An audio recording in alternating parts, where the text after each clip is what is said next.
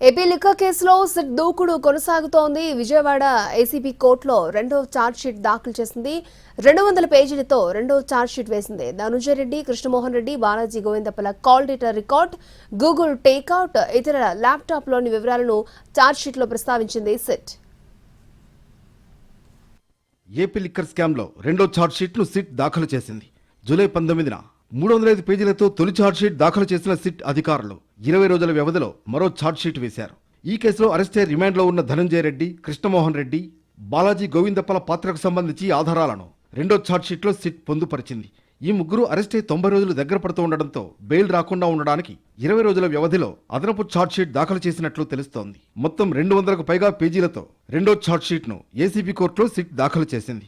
కేసులో A31గా ఉన్న retired IAS అధికారి Dhananjaya Reddy, A32 Krishnamohan Reddy, A33 auditor Balaji గోవిందప్పల పాత్ర కీలకమని ఆధారాలు సహా సిట్ ఛార్జ్షీట్లో తెలిపింది.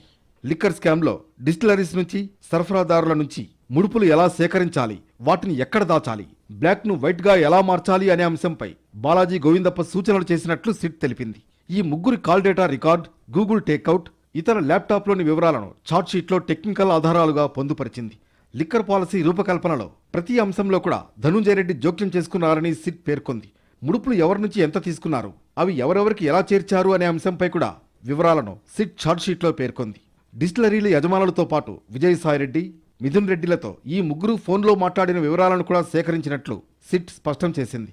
లిక్కర్ సిండికేట్ సమావేశాలకు చాలాసార్లు ధనుంజయ రెడ్డి హాజరైనట్లు గూగుల్ టేక్అవుట్ సాక్ష్యాలను పొందుపరిచింది. ముడుపుల మొత్తాన్ని బినామీల పేర్లతో వీరు ముగ్గురు వేర్వేరు చోట్ల పెట్టుబడులుగా పెట్టారని కూడా సాక్ష్యాలను సేకరించిన సిట్ ఆ వివరాలను ఛార్జ్షీట్లో కోర్టుకు అందజేసింది. బాలాజీ గోవిందప్ప కొంతమంది డిస్టిలరీల యజమానులతో నేరుగా కాంటాక్ట్లో ఉన్నారనే విషయాలను కూడా సిట్ ఆధారాలతో సహా వివరించింది. ఆయన ల్యాప్టాప్, మొబైల్ నుంచి కొంత డేటాను సేకరించామని ఆ వివరాలను కూడా కోర్టుకు ఛార్జ్షీట్ రూపంలో అందించింది.